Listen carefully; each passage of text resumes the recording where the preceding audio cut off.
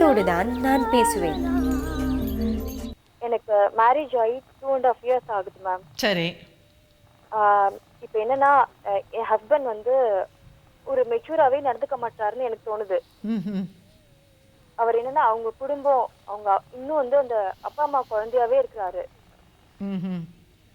அவர் வந்து அதுக்கு தான் வந்து ஃபர்ஸ்ட் ப்ரிஃபரன்ஸ் கொடுக்குறாரு. என்ன வந்து ஒரு வைஃபா ஒரு என்ன சொல்றது என்னையும் அவர் ஃபேமிலியில நான் இருக்கேங்கிறதே அவர் நினைக்க மாட்டாரு.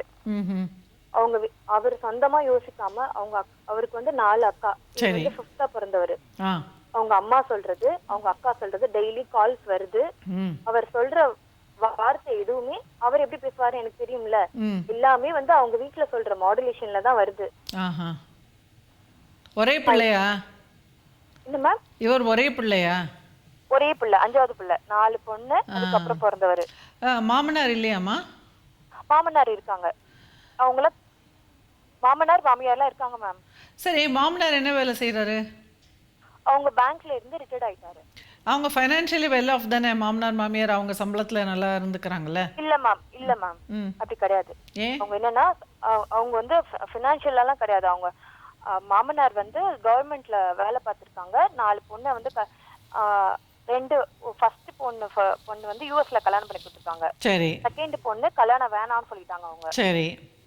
அவங்க ஒர்க் பண்றாங்க, நல்லா நிறைய ஏர்ன் பண்றாங்க. சரி. 3வது பொண்ணு சென்னையில இருக்காங்க, 4வது பொண்ணு பெங்களூர்ல இருக்காங்க. நாங்க என்ன நினைச்சோம், எல்லாருமே வெல் செட்டில்டு, ஒரே பையன் ஓகே கல்யாணம் பண்ணி வச்சா எல்லாருமே நல்ல. இப்போ அந்த கல்யாணம் ஆகாத பொண்ணு வந்து தனியா தான் இருக்காங்களா? கல்யாணம் ஆகாத பொண்ணு தனியா தான் இருக்காங்க. இப்போ உங்க மாமனார் மாமியார் சொந்த வீட்டுல தனியா இருக்காங்களா? வேலை. என்னம்மா? உங்க மாமனார் மாமியார் சொந்த வீட்டுல இருக்காங்களா? மாமனார் மாமியார் திருநெல்வேலியில சொந்த வீட்டுல இருக்காங்க. இப்போ உங்க மாமனாருக்கு பென்ஷன் வரும்ல? அது என்ன, அவருக்கு வந்து மேம் நிறைய உடம்பு சரியாம ப்ராப்ளம் இருக்கு. அவர் பென்ஷனுக்கு மேல அவருக்கு செலவு கண்டிப்பா அதிகமா வரும். சரி, இப்போ உங்க வீட்டுக்காரர் மாசம் மாசம் எவ்வளவு அனுப்புவாரு? அதெல்லாம் என்கிட்ட சொல்ல மாட்டாங்க மேம். ஆனா அனுப்புவாரு. ஆனா அவர் வந்து இப்போ மேரேஜ் அப்போ 1.5 லட்சம் ரூபாய் சேலரின்னு சொல்லி எங்கள்கிட்ட கல்யாணம் பண்ணாங்க. சேலரி ஸ்லிப் எல்லாம் கொடுத்தாங்க. அப்புறம் வேலை போயிடுச்சு, வேற இடத்த ஊர் மாறி நிறைய எல்லாம் மாறி இப்போ வந்து 80,000 ரூபாய் சம்பாதிக்கிறாரு. நான் பேசி பார்த்தேன். எனக்கு எதுவுமே அவங்க தரமாட்டாங்க. நான் இவ்வளவு பண்ணணும்னு கேட்டா எது செலவு பண்றீங்க எது கேட்டாலும் நான் சம்பாதிக்க நீ கேட்க கூடாது, உனக்கு நான் தங்க வச்சிருக்கேன் சாப்பாடு பண்ணிருக்கேன் கொடுக்குறேன் அவ்வளவுதான். இதுதான் சொல்லுவாங்க. நான் வந்து சேர்த்து வைக்கணும், குழந்தை பிறந்துச்சு ஏதாவது சொன்னா அதெல்லாம் வந்து அவங்க காதுலயே வாங்கிக்க மாட்டாங்க. உங்களுக்கு எத்தனை பசங்கம்மா? ஒரே ஒரு குழந்தை மேம். என்ன பொண்ணா பையன்? பொண்ணு. என்ன படிக்கிறா? 1.5 வயசு மேம். சரி சரி. ஸோ இப்போ இதெல்லாம் உங்களுக்கும் உங்க கணவருக்கும் ஒரு நல்ல நெருக்கமே இல்லை? இல்ல மேம், சாதாரணமா இல்ல. நான் கொஞ்சம் ஒரே சொல்றேன். நல்லா சொல்லுங்கம்மா, நிறைய டைம் எடுத்துக்கங்க. உங்களுக்கு தான் இப்போ நான் இணைப்பு கிடைச்சிருக்கேன். Okay ma'am. இப்போ வந்து நாங்க வந்து எப்படி கல்யாணம் பண்ணிக்கிட்டோம்னா, எனக்கு தெரியாத ஒரு பையனை கட்டிக்க கூடாது, கொஞ்சம் புரிஞ்சுக்கிட்டு ஊர்ல உள்ள பையன்லாம் சரியில்லை, அதனால கொஞ்சமாவது தெரிஞ்சு கல்யாணம் பண்ணிக்கணும்ட்டு நான் வந்து லேட்டா இப்போ எனக்கு 31 இயர்ஸ் மேம். நான் லேட்டா தான் கல்யாணம் பண்ணிக்கிட்டேன். 2.5 இயர்ஸ் முன்னாடி கல்யாணம் ஆனிச்சு. அதனாலே நம்ம கல்யாணம் பண்ணி கமிட் ஆயிடக்கூடாதுங்கிறதுக்காகவே நான் வந்து படிச்சுக்கிட்டே இருந்தேன். நான் எம்இ படிச்சிருக்கேன் மேம். எம்இ படிச்சிருக்கேன். எங்க வீட்டுல நல்லா வெல் செட்டில்டு, ஒன்னும் பிரச்சனையே கிடையாது. இருந்தாலும் எங்க எல்லாருமே ஒரு ரிச்சான பையனை கட்டிக்கிட்டா அவனுக்கு வந்து பாசம் தெரியாது, குடும்பம் தெரியாது. நான் என்ன பண்ணேன், படிச்சிருக்கணும், திறமை இருக்கணும், ஆனா வந்து நல்ல குடும்பத்துல அக்கா தங்கச்சியோட சேர்ந்து இருக்கிறவங்க, நான் அழுதா அவங்களும் வந்து அவங்க அக்கா தங்கச்சி மாதிரி நினைப்பாங்கிறதுக்காக தான் நான் இவரை கட்டிக்கிட்டேன். கல்யாணத்துக்கு முன்னாடி அவர் என்கிட்ட போன்ல மேட்ரிமோனி வழியா தான் மேம் நாங்க கட்டிக்கிட்டோம், கல்யாணம் பண்ணிக்கிட்டோம். கல்யாணம் பண்ணப்போ என்ன பண்ணாங்கன்னா, அப்போ வந்து ரொம்ப கைண்டா பேசினாரு. ஒரு வார்த்தை கூட என்கிட்ட போன்ல பேசுறப்ப இன்டீசென்ட்டா ஒரு வார்த்தை பேசுனதே கிடையாது. நான் என்ன சொன்னேன், என்ன பாசமா வச்சுக்கணும், அதுக்காக தாங்க நான் உங்களை செலக்ட் பண்ணினேன். அப்புறம் எனக்கு ஜாயிண்ட் ஃபேமிலி பிடிக்காது. அவர் டெல்லியில ஒர்க் பண்ணாரு. ஜாயிண்ட் ஃபேமிலி பிடிக்காது இந்த சென்ஸ் என்னன்னா, ஏதாவது ஒரு வேலை பார்க்கணும்னா 6 மணிக்கு எழுந்திருக்கணும் மத்தவங்க வீட்டுலனா. இப்ப நான் தனியா இருந்தேன்னா நான் 8 மணிக்கு ஏஞ்சி அந்த 1 ஹவருக்குள்ள நான் வேலையை முடிச்சிடுவேன். ஆனா அவங்களுக்கு எல்லாம் கஷ்டமா இருக்கும்ல, இல்ல ஜாயிண்ட் ஃபேமிலி எனக்கு செட் ஆகாதுங்க. நான் சின்ன பிள்ளையில இருந்தே என்ன ரொம்ப செல்லமா வளர்த்துட்டாங்கன்னா வேலை செய்ய மாட்டேன் அவ்வளவா. உங்க வீட்டுல நீங்க எத்தனை பேரு கூட பிறந்தவங்க? அக்கா, அண்ணா, நான் கடைசி பொண்ணு. சரி சரி. அதனால என்ன ரொம்ப செல்லமாவே வளர்த்துட்டாங்க. நான் அதுக்காக வேலை எல்லாம் செய்ய மாட்டேன்னு சொல்ல மாட்டேன், நான் டைம் எடுத்து பண்ணுவாங்க அவ்வளவுதான். ஆனா அதை பெரியவங்க கிட்ட நம்ம புரிய வைக்க முடியாதுல்ல. அதுவே அவங்க அவங்க வீட்டுக்கு போனா கரெக்டா 6 மணிக்கு நான் ஏஞ்சிருவேன். ஏன்னா ஒரு வாரம் தானே போயிருக்கோம். அந்த டைம்ல என்னால இல்ல இருக்க எப்படி முடியும். இருந்தாலுமே இப்ப நீங்க குஜராத்ல இருக்கீங்க. அவங்க உங்க மாமனார், மாமியார் திருநெல்வேலியில இருக்காங்க. எப்படியும் ஜாயிண்ட் ஃபேமிலி கிடையாது தான்.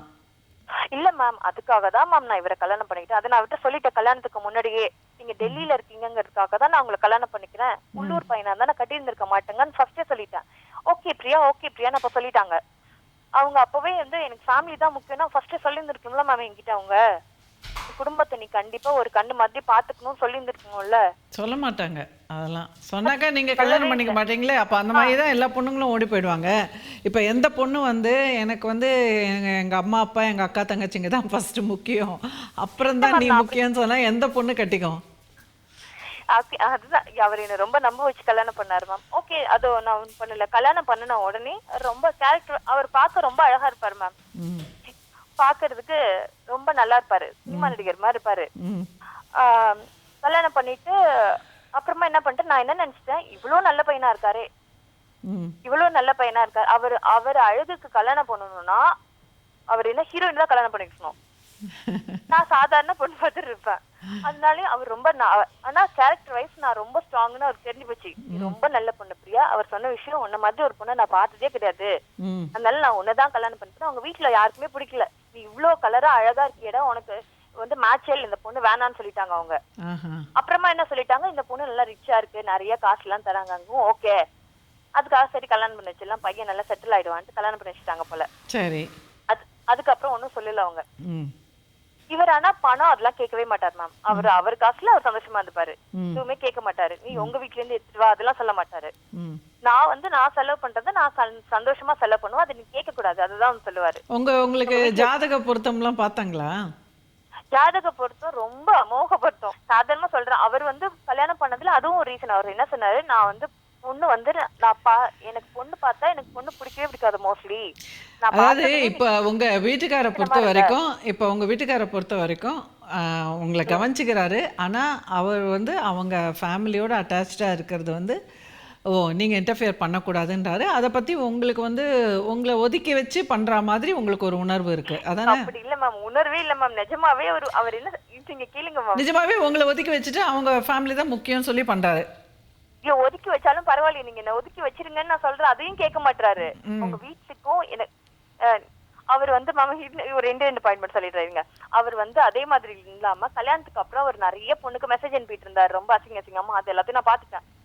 பாத்துட்டு என்னங்க கேரக்டரும் நீங்க சரியில்லையாங்க, என்னங்க இப்படி ஆயிட்டீங்களேன்னு கேட்டதுக்கு, ஐயோ அதெல்லாம் கல்யாணத்துக்கு முன்னாடி நான் வந்து கல்யாணத்துக்கு முன்னாடி இருந்த பையன் பிரியா, நான் உன்னை ரொம்ப ஆசைப்பட்டு கல்யாணம் பண்ணிட்டேன்னு என் காலில் வந்து நான் இனிமே தப்பே பண்ண மாட்டேன்னாரு. சரி போனா போது கல்யாணம் பண்ணியாச்சு, நம்ம தான் இந்த பையன் வேணும்னு சொல்லி கல்யாணம் பண்ணிக்கிட்டோம், இனிமேல் சொன்னா அசிங்கம் ஆயிடும்ட்டு சரி நானும் கம்முன்னு இருந்துட்டேன். அப்புறமா என்ன பண்ணுவாரு, ஏதாவது பொண்ணுட்ட மெசேஜ் எடுத்து மாட்டிப்பாரு. மாட்டிட்டு என்ன சொல்லுவாரு, நீ ஏன் என் போனை நோண்டுற, அவர் பண்றது தப்புன்னு ஒத்துக்க மாட்டாரு, நீ ஏன் என்ன போனை நோண்டுற, என்ன சந்தேகப்படுறியா பாரு. கல்யாணத்துக்கு முன்னாடி ஏதோ ஒரு பொண்ணு. சரி, இப்போ எனக்கு உங்க கணவரோட கேரக்டர் சூப்பரா எனக்கு புரிஞ்சிருச்சுமா. ஓகே, உங்க கேரக்டர் எனக்கு புரிஞ்சிருச்சு. இப்போ நீங்க உங்க பிரச்சனை மட்டும் சொல்லுங்க, என்ன வேணும்னு நினைக்கிறீங்க? Character okay ma'am. இப்போ என்னாச்சுன்னா மேம், அவங்க குடும்பத்துல நான் முன்னாடி உங்க பையன் சரியில்லைங்கிறப்ப அவங்க காதலியே வாங்கிக்கல மேம். பண்ண மாட்டாங்க. இந்த மாதிரி அயோக்கிய பசங்க குடும்பங்களும் அயோக்கியமா தான் இருப்பாங்க, நல்லா ப்ரொடெக்ட் பண்ணுவாங்க. காதலியே வாங்கிக்கல மேம். அப்பெல்லாம் வந்து சரி நீதாம்மா. சரி, இப்போ உங்களுக்கு என்ன வேணும் சொல்லுங்க. இப்போ நீங்க என்ன வேணும்னு நினைக்கிறீங்க? இப்போ உங்க வீட்டுக்காருக்கு கேரக்டர் சரியில்லை, குணம் சரியில்லை. ஆனா நல்லவர் தான் மேம் அவர். இந்த பொண்ணு விஷயத்துல மட்டும்தான் அப்படி இருப்பாரு. அவருக்கு என்னன்னா என்னையும் பாசமா வச்சுக்கிட்டு மத்த பொண்ணோட என்ஜாய் பண்ணிக்கணும். சரி, ரைட், ஓகே, புரிஞ்சிருச்சு. இப்போ நீங்க அதுக்கு நீங்க உடன்படுறீங்களா இல்ல மாறுபடுறீங்களா? என்ன வேணும்னு நினைக்கிறீங்க? ஆமா, நீங்க உங்க கணவர் மேல ரொம்ப காதல்ல இருக்கீங்க, புரியுதா? நீங்க ரொம்ப மயக்கத்துல இருந்து வெளியிலே வரல. உங்களால வந்து உங்க கணவரை விட்டு இருக்கவே முடியாது. அவர் வந்து உங்களை ஒரு குயின் லவ், உங்களை வந்து ஒரு பொண்டாட்டின்னு வச்சுட்டாரு. ஓகே, ஆனால் அவர் கொஞ்சம் அப்படியே மேய்ஞ்சிட்டு தான் இருப்பார். இதுதான் அவரோட சுபாவம். ஓகே, இப்போ உங்களுக்கு என்ன வேணும் சொல்லுங்க. இப்போ என்ன ப்ராப்ளம்னா மேம், நான் என்ன பண்ணிட்டேன், ஒரு ஸ்டேஜ்க்கு அப்புறம் உங்க குழந்தை வந்துச்சு, இனிமே ஒரு சிலித்தனமா சண்டை போட்டுட்டு கூடாது, அவர் எப்படியோ போட்டோம், அவருக்காக நம்ம பிறக்கல, நம்ம குழந்தை தான் நம்மளுக்காக பிறந்ததுன்னு நான் இருந்துட்டேன் மேம். அவர் எப்படியாவது போட்டோன்னு நான் விட்டுட்டேன். இந்த டைம்ல என்ன ஆச்சுன்னா, நாங்க ஊருக்கு போனப்ப திருநெல்வேலிக்கு பாப்பா காது குத்துறதுக்கு போனப்போ ஒரு சண்டை வந்துச்சு. சண்டை வரவும் அவங்க அக்கா ஒருத்தவங்க, 4வது அக்கா ஒருத்தவங்க இருக்காங்க, அவங்க வந்து எப்போதும் அந்த திருநெல்வேலியில தான் இருப்பாங்க. அங்க உட்காந்துட்டு அவங்க என்ன பண்றாங்கன்னா, மேடம் எல்லாரும் சண்டை வளர்த்துக்கிட்டே இருந்தப்போ அவங்க வந்து 4 பையனுக்கு மெசேஜ் அனுப்பிட்டு இருந்தாங்க. அதை பார்த்து நான் சொல்லிட்டேன், அவங்க அக்கா மாதிரி அவங்களும் அந்த பையனுக்கும் பொண்ணுக்கும் நிறைய அஃபேர் இருந்திருக்கு போல. அதை நான் பார்த்து நான் சொல்லவும் இப்போ வந்து குடும்பமே சேர்ந்து நம்ம பொண்ணு மானத்தை வாங்கிட்டாவ, அதனால இவ நம்ம குடும்பத்துக்கு வேணான்ட்டு அவர் என்ன பண்றாரு. இருந்தாலும் இவர் வந்து குழந்தையும் இன்னும் விட்டு போக கூடாதுன்னு ஒரு மனசாட்சியில நினைக்கிறாரா இல்ல ஏதோ நினைக்கிறாரா என்னன்னு தெரியல. அதனால எங்க 2 பேரையும் பிரிக்கணும்னு அவங்க வந்து டெய்லி பாயிண்ட் எடுத்து கொடுத்துக்கிட்டே இருக்காங்க. அதை கேட்டு இவர் ஆடுறாரு. நான் இப்ப என்னமா பண்றது? இப்போ உங்களுக்கு உங்கள் வீட்டுக்கார் வேணும், உங்கள் குடும்பம் வேணும், உங்கள் குழந்தை வேணும், சரியா? இப்போ நீங்கள் குஜராத்தில் எங்கேயோ இருக்கீங்க. இப்போ இவர் வந்து அவங்க பேச்செல்லாம் கேட்டுட்டு உங்ககிட்ட சண்டை இழுக்கிறாரா? அதாவது டெய்லி அந்த பேச்சை கேட்டுட்டு அவர் என்ன விட்டுட்டு ஓடியாந்துட்டாரு அங்கிருந்து. எங்க உங்கள் அம்மா வீட்டில் விட்டு வந்துட்டாரா? பாம்பேல ஒர்க் பண்ணவர் பரோடாவுக்கு டிரான்ஸ்ஃபர் ஆகி வந்துட்டாரு. எனக்கு ஆபீஸ் அட்ரஸ் எதுவுமே தெரியாது. அப்புறமா நான் கண்டுபிடிச்சு நானே போய் ஆபீஸ்ல போய் நிக்கவும் இப்போ பயந்துட்டு வந்து என்ன வீட்டுல வச்சிருக்காரு. எங்க நான் போலீஸ் கம்ப்ளைண்ட் கொடுத்துருவேன்ட்டு. நான் என்ன சொல்லிட்டேன், நீங்க ஏதாவது சொன்னீங்கன்னா நான் அடுத்த நிமிஷமே இப்போ போலீஸ் ஸ்டேஷன்ல போய் நிப்பேன். எனக்கு இப்போ நீங்க ஒரு ஃபோர்ஸ்ஃபுல்லா தான் அவரோட வாடாறீங்க. இப்போ உங்களுக்குள்ள தாம்பத்தியம்லாம் இருக்காமா? இல்ல மேம், ஃபோர்ஸ்ஃபுல்லா நான் வந்தேன்னா மேம். வந்தோடனே அவர் என்ன சொல்லிட்டாரு, அவருக்கு பாசமா என்னன்னு தெரியல. அங்கேருந்து வந்தோடனே பொண்டாட்டின்னு 10 நாள் நல்லா சந்தோஷமா இருந்தாரு. பழசு எல்லாத்தையும் மறந்துடலாம் பிரியா, நம்ம சந்தோஷமா இருக்கலாம்னாரு. அதுக்குள்ளார அவங்க வீட்டுல என்ன பண்ணிட்டாங்க, அவங்க அப்பாவுக்கு உடம்பு சரியில்லை, ஐசியூல இருக்காங்கன்னு போய் சொல்லி இவரை மறுபடியும் வர வச்சு மறுபடியும் எங்க 2 பேருக்கு சண்டை வந்துச்சு. இப்போ ஒன்னும் சாதாரணமா 2 பேர் ரூம்மேட்ஸ் மாதிரி இருக்கும், அவ்வளவுதான். எவ்வளவு நாளா? 1 month கரெக்டா. இப்ப என்ன சொல்றாரு, நம்ம மறுபடியும் இப்படியே போயிட்டு இருந்தா எனக்கு முடிவு எடுக்க தெரியல பிரியா, நம்ம சைக்காட்ரிஸ்ட்க்கு போவோம், நெக்ஸ்ட் வீக் போலாம், நீங்க அப்பாயின்மெண்ட் புக் பண்ணிட்டு போலாம்னு சொல்றாரு. இப்ப என்ன பண்றதுன்னு தெரியல. போங்க போங்க போங்க. அதாவது உங்களுக்கு வந்து கண்டிப்பாக நீங்க ஒண்ணு மட்டும் மனசுல வச்சுக்கோங்க. இப்போ நீங்க சொன்னது வரைக்கும் நான் சொல்றேன், உங்களுக்கு வந்து கண்டிப்பாக உங்க கணவர் மேல வந்து ரொம்ப டீப்பஸ்டா ஒரு அப்சஷன் இருக்கு. அதாவது காதல் அன்பு அப்படிங்கிறத விட ஒரு அப்சஷன் இருக்கு உங்களுக்கு. அவர் வந்து உங்களை விட்டுட்டு சப்போஸ் உங்களுக்கு வந்து எல்லாம் காம்பன்சேஷனே கொடுத்துட்டு உங்களுக்கு விட்டுட்டு போய் உங்களுக்கு இவரை விட நல்ல மாப்பிள்ளையே உங்களுக்கு லைனில் வந்து நின்னா கூட உங்களுக்கு வந்து மனம் மாறுறதுன்றது கஷ்டம். உங்கள் மனசுக்கு நல்லா தெரியுது இது நல்ல வாழ்க்கையே கிடையாது, நமக்கு நல்ல வாழ்க்கை கிடைக்கும், நல்ல வாழ்க்கை நம்மளுக்கு கிடச்சிருக்கணும், நாம் இப்படி வீணாக போயிட்டோம் அப்படிங்கிறதெல்லாம் உங்கள் மனசில் நல்லா தெரியுது. பட் இருந்தாலும் உங்களோட பண்பியல் தொகுப்பில் பிரச்சனை இருக்குமா? அதனால் வந்து உங்களால் இந்த அப்சஷன், அவர் மேலே இருக்கிற அந்த அப்சஷனை வந்து உங்களால் விட முடியல. அந்த ரிஜெக்ஷன் ஃபியர் இருக்குது, அபேண்டன்மெண்ட் ஃபியர் இருக்குது. அதனால் உங்களை வந்து அவர் புறக்கணிக்கிற மாதிரி இல்லை, நீங்கள் புறக்கணிக்கும் போது உங்களுக்கு அது தெரியல. பட் அவர் வந்து சரி ஓகே இவ வேண்டாம் அப்படின்ட்டு அவர் விட்டு விலகிட்டாருன்னா நீங்கள் செத்துட்டீங்க. ஓகே, நீங்கள் அதை ஏற்றுக்கவே என்ன சொல்கிறேன், நீங்கள் பொய்யா என்கிட்ட வாழாதீங்க. எனக்கு இல்லை இல்லை நான் கம்ப்ளீட் பண்ண இல்லை. உங்களோட நீங்கள் கவுன்சிலிங் போகும்போது நீங்கள் மனசில் வச்சுட்டு பேச வேண்டிய விஷயங்கள் சொல்கிறேன். இப்போ அதை உங்களோட வீக்னஸ் இது இருக்குது, உங்களோட வீக்னஸ் இது இருக்குது. உங்களால் வந்து எவ்வளோ அப்யூஸ் ஆனாலும் சரி, இப்போ அவரோட உங்களோட வாழ்க்கை வந்து அப்யூசிவ் வாழ்க்கை தான், புரிஞ்சுதா உங்களுக்கு? லைஃப் லாங் வந்து அவர் வந்து அப்பர் ஹேண்ட் தான் இருப்பார், அவர் இப்படி தான் இருப்பார், உங்களை வந்து ஏங்க வச்சுட்டே தான் இருப்பார். உங்களுக்கு ஒரு தவிப்பு இருந்துகிட்டே இருக்குல்ல, உங்களுக்கு ஒரு ஏக்கம் இருந்துகிட்டே இருக்குல்ல, ஒரு பாதுகாப்பின்மை இருந்துகிட்டே இருக்குல்ல உங்களுக்கு. அப்படிலாம் எனக்கு தோணல மேம். நான் என்ன சொல்றேன்னா, அவர் வந்து இல்லைங்க, இப்போ மற்றவங்க கிட்ட பேசி பேசி உங்களை விட்டுடுவாரோ, உங்க பக்கம் இருக்க மாட்டேங்கிறாரோ, மற்றவங்களுக்கு தான் இம்பார்ட்டன்ஸ் கொடுக்குறாங்க அப்படின்ற ஒரு பாதுகாப்பின்மை உங்களுக்கு இருக்கா இல்லையா? நிஜமாவே இருக்குதானே? நிஜமாவே அது மாதிரி தானே பண்றாங்க அவங்க. இல்ல மேம், எனக்கு என்ன சொல்றதுன்னா, பாசமே இல்லாத ஒருத்தரோட நான் ஏன் சேர்ந்து இருக்கணும்? அப்பதெல்லாம் எனக்கு அப்ப நீங்க ஏன் ஆபீஸ் அட்ரஸ் கண்டுபிடிச்சு அவ்வளவு தூரம் போய் நீங்க சேர்ந்தீங்க? அது வந்து இட் இஸ் அட்வென்ச்சரஸ் விஷயம். அப்போ எவ்வளோ தூரம் உங்களுக்கு அவர் மேலே ஒரு அப்சஷன் இருந்தால், உங்களுக்கு அட்ரஸே கொடுக்காம ஓடி போனவங்க வந்து எப்படியோ நீங்கள் கண்டுபிடிச்சி அந்த அட்ரஸை கண்டுபிடிச்சி ஆஃபீஸில் போய் நின்று அதுக்கப்புறம் அவர் உங்களை சேர்த்துக்கிட்டாரு அப்படிங்கிறதுனா, அப்போ நீங்கள் எப்படி அவரை விடுவீங்க? அவர் என்னதான் பண்றாரு, நீ எங்க போனாலும் நான் விட மாட்டேன், நான் அவரை வந்து செக் வைக்கணும்னு தான் மேம் நினைச்சேனா. அந்த அளவுக்கு லவ்லாம் எனக்கு அப்போ இல்லையே. இப்போ உங்களுக்கு லவ் இல்லைம்மா, நீங்கள் அவரை விடவே மாட்டீங்க. உங்களை விட்டு அவர் போக முடியாது. உங்களை விட்டு அவர் போனார்னா சப்போஸ் சரிம்மா ஓகே உனக்கும் நிம்மதி இல்லை எனக்கும் நிம்மதி இல்லை, நீ உன் வழியை பார்த்துட்டு போ, நீ என்ன கேட்குறியோ அதுபடி நம்ம பண்ணிக்கலாம் அப்படின்னு சொல்லிட்டு அவர் சொல்லும்போது ஓகே ஓகேன்னுவீங்க. நீங்கள் காத்துக்கிட்டே இருப்பீங்க. உங்களுக்கு நிறைய பேர் லைனில் வந்து நின்னா கூட நீங்கள் வந்து காத்துக்கிட்டே இருப்பீங்க, சரி அவர் செட்டில் ஆகிறாரா பார்க்கலாம், அப்புறம் நம்ம செட்டில் ஆகலான்னு. அப்போ அந்த ஏதாவது ஒரு சமயத்தில் அவருக்கு வேற ஒரு நல்ல அலையன்ஸே கிடச்சிடுச்சு, அவர் கல்யாணம் பண்ணிக்க போகிறாருன்னா நீங்கள் போய் நிற்பீங்க கெடுக்கிறதுக்கு, அந்த கல்யாணத்தை தடுக்கிறதுக்கு. உங்களால் அதை ஏற்றுக்கவே முடியாது. அவர் கூட இன்னொருத்தர் வாழறதை உங்களால் ஏற்றுக்க முடியாது. இது நான் இல்ல மேம், அதை மட்டும் நான் ஒத்துழைப்பு பண்ணல ma'am. நான் என்ன நினைக்கிறேன்னா, இப்ப சாதாரணமாவே அவர் வந்து ரொம்ப ஒரு மாதிரியான டைப். அவர் வந்து அவருக்கு வந்து என்ன சொல்றது, அவர் கல்யாணமே பண்ணியிருந்திருக்க கூடாது. ஒரு வைஃப் அந்த மாதிரிலாம் அவர் கரெக்ட் தான்மா, நானும் அதை ஒத்துக்கிறேனே. அதனால நான் என்ன சொல்லுவேன், நீங்க யார் கூட வேணாலும் போய் என்ஜாய் பண்றது வந்து பண்ணிட்டு திரும்பி வந்துருங்க, என்ன டிஸ்டர்ப் பண்ணாதீங்கன்னு தான் நான் சொல்லுவேன். எனக்கு தேவை என் குழந்தைக்கு ஒரு அப்பான்னு நான் காட்டணும். நீங்க வெளியில என்ன வேணாலும் இப்ப பண்ணிக்கோங்க. அப்படிதான் பண்ணிட்டு இருக்காரு. இப்ப இன்னும் உங்களை அவர் வெளியே வீட்டை விட்டு வெளில போன்னு சொல்லலையே. ஐயோ போல மேம், நானே தான் மேம் சண்டை போட்டு வந்தேன். திருநெல்வேலில இருந்து சண்டை போட்டு நானே தான் வந்தேன். இந்த வீட்டுல எல்லாம் இருக்க முடியாது. அவங்க என்ன சொன்னாங்கன்னா, அதாம்மா, அவர் எந்த காலத்துலயுமே உங்களை வந்து வீட்டை விட்டு போன்னு அவர் சொல்லலையே. அதுதான் நானும் சொல்றேன், அவர் உங்களை விட மாட்டாரு. அவர் ஏன் உங்களை விடணும்? நீங்க தான் இப்ப பர்மிஷன் கொடுத்துட்டீங்களே, நீ எங்க வேணா போயிட்டுக்கோ, என்ன வேணா சுத்திக்கோன்னு சொல்லிட்டீங்கல்ல. அவர் சுத்திட்டு தான் இருப்பாரு. நீங்க நினைச்சிட்டீங்க, நீங்க என்ன நினைச்சிட்டீங்கன்னா, நாம இப்படிலாம் சொல்லிட்டோம்னா, ஐயோ நம்ம பொண்டாட்டி எவ்வளவு நல்ல குணம் கொண்டவ, அவளுக்கு நம்ம துரோகம் பண்ணலாமா அப்படின்னு சொல்லிட்டு அவர் திருந்தி அவர் வந்து ஒரு தார மனைவியாக இருப்பாருன்னு நீங்க எதிர்பார்க்கறீங்க. அவர் மல்டி பார்ட்னர் பர்சன். அவரோட பாயிண்ட் எப்படி தெரியுமா? அவர் என்ன சொல்றாரு, ஹலோ சொல்லுங்க.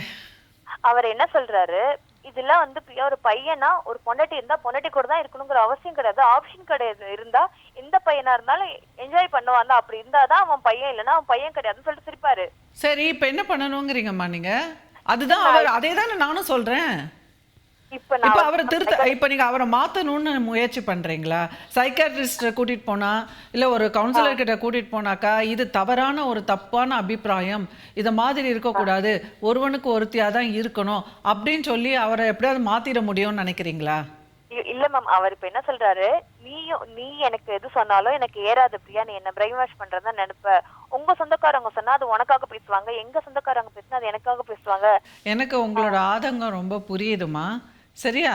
நீங்க வந்து அவரை வந்து மாத்த முடியாதுமா. அவர் வந்து அப்படிதான் மல்டி பார்ட்னர் பர்சனாலிட்டியா இருக்கார் அவர். சரியா? அவருக்கு வந்து பல பெண்களுடைய அட்ராக்ஷன் இருக்கலாம், செக்ஸ் வரைக்கும் போகுமான்றது எனக்கு தெரியாது. பட் அவருக்கு வந்து அவர் இயல்பாகவே ரொம்ப கவர்ச்சியா அழகா இருக்காருன்னு வேற சொல்றீங்கல்ல, அப்ப பெண்களும் விட்டு வைக்க மாட்டாங்க. சரிங்களா? ஸோ இப்போ இதை வந்து நீங்க பொருட்படுத்தாம, இதை வந்து நீங்க வந்து ஒரு பெரிய பாதகமா எடுத்துக்காம, நீங்க பாட்டுக்கு அந்த காலத்துல வர படங்கள்ல வர மனைவிமார்கள் மாதிரி அவருக்கு பணிவிடை செஞ்சுட்டு குழந்தையை பார்த்துக்கிட்டு, நீங்கள் உங்கள் பேரண்ட்ஸ் எல்லாம் உங்களுக்கு நல்லா பேசுகிறாங்க செய்கிறாங்க, நீங்கள் நல்லா ரிச்சாக இருக்கீங்க. ஸோ நீங்கள் ஷாப்பிங் அது இது உங்களோட ஆக்டிவிட்டீஸ், உங்களோட படிப்பு, உங்களோட ஹாபீஸ், இல்லை நீங்கள் யாராவது வீட்டில் ஒரு அசிஸ்டண்ட்டை வச்சுக்கிட்டு நீங்கள் வேலைக்கு போகிறது. ஸோ இந்த மாதிரிலாம் நீங்கள் டைவர்ட் பண்ணிட்டீங்கன்னா நீங்கள் இவர் கூட வந்து வாழ்க்கையை முடிச்சிடலாம் வாழ்ந்து. அப்படி இல்லாத நீங்க வந்து எதிர்பார்க்குற மாதிரி வந்து அன்பா ரொம்ப ரொமான்டிக்கா உங்களுக்காகவே உயிரை விடுற மாதிரி நீங்க மட்டுமே. நான் அதெல்லாம் கேட்கல மேம். இப்போ வந்து நான் என்ன சொல்றேன்னா, எனக்கு அவர் இதா பண்ணிட்டு போட்டோம், எனக்கு வந்து நான் நெக்ஸ்ட் நான் என்ன பண்றதுன்னு தெரியல, அதான் கேட்கலாம். சரி, எப்போ வந்து ஃபேமிலியோட அவர் வந்து அவங்களுக்கு சிஸ்டர்ஸ்க்கு கொடுக்குற ப்ரையாரிட்டி, அவங்க அம்மாவுக்கு கொடுக்குற ப்ரையாரிட்டி, அவரை பொறுத்த வரைக்கும் மனைவிங்கிற வந்து வீட்டுக்கு ஒரு காவல், அவருக்கு பணிவிடை செய்யறதுக்கு, அவருக்கு ஒரு பிலாங்கிங்க்கு, அவருக்கு சப்போர்ட்டுக்கு ஒரு மனைவின்னு ஒரு ஃபிகர், அவ்வளோதான், நிழல் மாதிரி இருக்கணும். அதுக்கு மேலே நீங்கள் வந்து உங்களோட உரிமைகள்னு நீங்கள் எதையாவது அவருக்கு அட்வைஸ்னு பண்ண போய் அவருக்கு அவர் சொல்கிறத நீங்கள் கேட்கணும். நீங்கள் அவருக்கு சொல்லி அவர் வந்து உறவுகளை பற்றி புரிஞ்சுக்க மாட்டார். எந்தெந்த உறவை எந்தெந்த எல்லையில் வைக்கணும், எந்தெந்த உறவுக்கு எவ்வளோ அன்பு கொடுக்கணும், எந்தெந்த உறவுக்கு எவ்வளோ உரிமை கொடுக்கணும் அப்படின்னு எல்லாம் நீங்கள் சொல்லி அவர் கேட்டுக்க மாட்டார். புரியுதா? இல்ல மேம், ஆக்சுவலா நான் என்ன கேக்குறேன்னா, அவர் பண்றதுலாம் அவர் கரெக்டா தான் பண்றாரு, நான் தான் தப்பா நினைச்சுக்கிறேனா? இதுல கரெக்ட் தப்புனே கிடையாதுமா. இது வந்து கரெக்ட் தப்புனே கிடையாது. இது வந்து ரொம்ப எம்பாரசிங்கான கொஸ்டின். ஓகே, நான் எப்படி ஜட்ஜ் பண்ண முடியும் கரெக்டாக தப்பான்னு? சரி, நம்ம எல்லாருமே ஒவ்வொரு விதமான பர்சனாலிட்டி, நீங்கள் நான் எல்லாருமே ஒரு விதமான பர்சனாலிட்டி, புரியுதா? ஸோ அந்த பர்சனாலிட்டிக்கு ஏற்ற மாதிரி இன்னொரு பர்சனாலிட்டி அமைஞ்சதுன்னா வாழ்க்கை வந்து ஸ்மூத்தாக போயிடும். ஸோ நீங்கள் வந்து மற்றவங்கள போய் கேட்டிங்கன்னா, எங்கள் வீட்டுக்காரர் பண்ணுறது கரெக்டாக தப்பான்னு மற்றவங்கள கேட்டிங்கன்னா ஒவ்வொருத்தர் ஒவ்வொரு அபிப்பிராயம் சொல்லுவாங்க. அதுதான் மேம் நான் உங்ககிட்ட கேட்கிறேன். என்ன கேட்டிங்கன்னா எனக்கு பதிலே கிடையாது. பிகாஸ் நான் எப்படி சொல்ல முடியும்? நீங்கள் வாழ போகிறது நீங்கள், உங்களுக்கு ஏத்துக்க முடியும். சரி, இப்போ ஒரு கொலைகாரனை கூட வந்து அவங்க மனைவி வந்து எங்க வீட்டுக்காரர் வந்து ஒரு நியாயத்துக்காக கொலை பண்ணாருன்னு சொன்னாங்கன்னா அவர் நல்லவனா போயிடுவார் அந்த மனைவியை பொறுத்த வரைக்கும். ஸோ நீங்கள் எப்படி உங்கள் கணவரை பார்க்குறீங்கன்றது தான் முக்கியமே தவிர சமூகத்தில் வந்து மற்றவங்க எப்படி அவரை பார்க்குறாரு, சமூகத்தோட நியாயம் என்னங்கிறது முக்கியமே கிடையாது. நீங்கள் உங்கள் வீட்டுக்காரரை எப்படி பார்க்குறீங்க? நல்லவராக பார்க்குறீங்களா, கெட்டவராக பார்க்குறீங்களா? உங்களுக்கு மனசில் வந்து அவர் கெட்டவராக பார்க்குறீங்க, என்னால் சகித்துக்க முடியல அவர் செய்கிறதெல்லாம் அப்படின்னா, அப்போ உங்களுக்கு மன உளைச்சல் தான் இருக்குது. அப்போ அதுக்கு நீங்கள் வந்து முக்கியத்துவம் கொடுக்கணும். ஓகே, மற்றபடி வந்து சமூகம் அங்கீகரிக்கணும், சமூகம் இது சரின்னு சொல்லணும், சமூகம் இது சரியில்லை. ஏன்னா இப்போ ஒரு சில சுச்சுவேஷனில் வந்து பேரண்ட்ஸ்க்கு காசு கொடுக்கறது அவசியமாக இருக்கலாம், சிஸ்டர்ஸ்க்கு காசு கொடுக்கறது அவசியமாக இருக்கலாம், பணங்கிறது ஒரு சில ஃபேமிலியில் வந்து பெரிய விஷயமா இல்லாமல் இருக்கலாம். அப்போ காசு கொடுக்கறதுன்றதை பற்றி ஒரு பிரச்சனை இல்லாத இருக்கலாம். ஸோ நமக்கு எல்லா சுச்சுவேஷனும் நம்ம பார்க்க வேண்டியதாக இருக்குது. ஸோ பணம்ங்கிறத ஒன்றத்தை வச்சு வந்துட்டு நம்ம சொல்ல முடியாது, வேறு என்ன பாண்டிங் இருக்குதுன்னு சொல்ல முடியாது. ஒரே பிள்ளையாக இருக்கார் அவர். ஸோ நீங்கள் வர்றதுக்கு முன்னாடி அவங்களுக்குள்ளெல்லாம் என்ன மாதிரி பாண்டிங், என்ன மாதிரி அட்டாச்மெண்ட் இருந்திருக்குன்றது வந்து புதுசாக இப்போ வந்து ஒரு 4 வருஷத்தில் நீங்கள் புரிஞ்சுக்க முடியாது. நான் இப்பவும் என்ன சொல்றேன் மேம், நீங்க வந்து அவங்கள்ட்ட பேசுறது, அவங்கள்ட்ட இருக்கிறது, நீங்க அவங்க பழைய பாண்டிங்ல இருந்துக்கோங்க. என்ன வந்து அங்க இன்க்ளூட் பண்ணாதீங்க. நான் வரல, என்ன தள்ளி வச்சிருங்க, நான் வரல. அங்க யாரும் நீங்க கலந்துக்க மாட்டீங்கன்னா கலந்துக்காதீங்க. அந்த மாதிரி தான் இப்போ நிறைய பெண்கள் வந்து தனிமையில போய் அழுத்தத்துல போய் வாழ்ந்துக்கிறாங்க.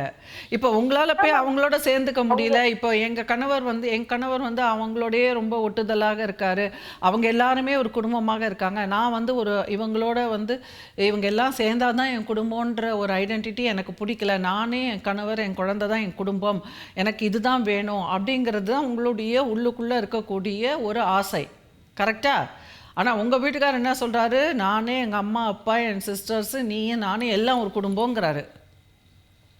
இப்போ நீங்கள் என்ன சொல்கிறீங்க? நீங்கள் அப்படி இருந்துக்குங்க, நான் வெளியில் வந்துடுறேங்கிறீங்க இல்லையா? அந்த பொண்ணு அவங்க அக்கா வந்து அவங்க லவ் மேட்டர்லாம் சொல்லிட்டேன் மேம். 4 பேருக்கு மெசேஜ் அனுப்பி அந்த விஷயம்லாம் எல்லாருக்கும் தெரிஞ்சிச்சு. தெரிஞ்சதுக்கு அப்புறம் மறுபடியும் அவங்கள பாக்குறப்பலாம் எனக்கு அந்த ஞாபகம் தானே வரும். எப்படி நான் பழையபடி திருப்பி பேச முடியும்? உங்க அக்கா, உங்க நாத்தனாரோட லவ் மேட்டரை பத்தி நீங்க போய் எல்லார்கிட்டயும் டிஸ்டார்ஷன் பண்ணீங்களா? நான் அது ரீசன் கேளுங்க மேம். இந்த ஒரு சண்டை வந்தப்போ அவங்க என்ன சொன்னாங்கன்னா, நான் பிள்ளைய வச்சுக்கிறேன், நீ வீட்டை விட்டு போன்னு சொல்லிட்டாங்க. வீட்டுல ஃபேமிலி எல்லாரும். யார் அந்த கல்யாணம் ஆகாத பொண்ணா? கல்யாணம் ஆகாத பொண்ணு இல்ல, அவங்களுக்கு அது அவங்க இது 4வது பொண்ணு. இவங்களுக்கு கல்யாணம். அந்த 4வது பொண்ணு கல்யாணம் ஆன பொண்ணு தானே? கல்யாணம் ஆன பொண்ணு. அந்த பொண்ணுக்கு வேற கணவரை தாண்டி வேற யார் கூடயோ காதல் இருந்ததா? அவங்களுக்கு அது நீங்க கண்டுபிடிச்சு அதை அம்பலம் ஆக்கிட்டீங்களா? நான் கண்டெல்லாம் பிடிக்கல மேம். அது முன்னாடியே எனக்கு தெரியும் மேம். சரி, அது நீங்க அம்பலம் ஆக்கிட்டீங்களா? கேளுங்க மேம், அம்பலம் ஆகுறதுலாம் இல்ல மேம். நீங்க என்ன சொன்னாங்க, அவங்க குழந்தை, என் தம்பி பிள்ளைய நான் வளர்த்துக்கிறேன், நீ வீட்டை விட்டு போனாங்க. சரி, அதனால நீங்க அவங்க கிட்ட சண்டை போட்டீங்க. நான் என்ன சொன்னேன், உங்க பிள்ளையே நீங்க வளர்க்க முடியாம இன்னொரு பையன் கிட்ட காசு கேட்டுட்டு இருக்கீங்க. 4 பேருக்கு மெசேஜ் அனுப்பி எனக்கு காசு கொடுன்னு. நீங்க எப்படிங்க என் பொம்பளை பிள்ளைய நீங்க நல்லா வளர்ப்பீங்க நான் சொன்னேன், அவ்வளவுதான். சரி, ஓகே, அதை முடிஞ்சு போச்சுல்ல. அவங்க கேட்டதுக்கு நீங்களும் சண்டை போட்டீங்க. இப்போ அதுதான் இவர் என்ன சொல்லிட்டாரு, என்னோட அக்கா என் ரத்த தண்ணி வந்து கேவலப்படுத்திட்டு எனக்கு வேணான்னு சொல்லி விட்டுட்டு வந்துட்டாரு. அதான் நீங்க அப்புறம் திருப்பி ஃபைட் பண்ணி இப்போ வாழ்ந்துட்டு இப்போ ஒரே வீட்டுல தானே உட்காந்துருக்கீங்க. ஐயோ, ஒரே வீட்டுல தான் மேம் உட்காந்துருந்தோம். இருந்தாலும் அவரா வாழ மாட்டாரு. அங்கிருந்து அவங்க வெயிட் பண்ற பாயிண்ட்ஸ். உங்க 2 பேருக்கும் மனசளவுல விட்டு போச்சுமா? உங்க 2 பேருக்குமே மனசளவுல விட்டு போச்சு. உங்க 2 பேருக்கும் காதலும் கிடையாது, ஒன்றும் அன்பும் கிடையாது, ஒன்றும் கிடையாது. ஆனா நீங்க உரிமையோட வாழணும்னா வாழலாம் மனைவியாக, அவ்வளவுதான்.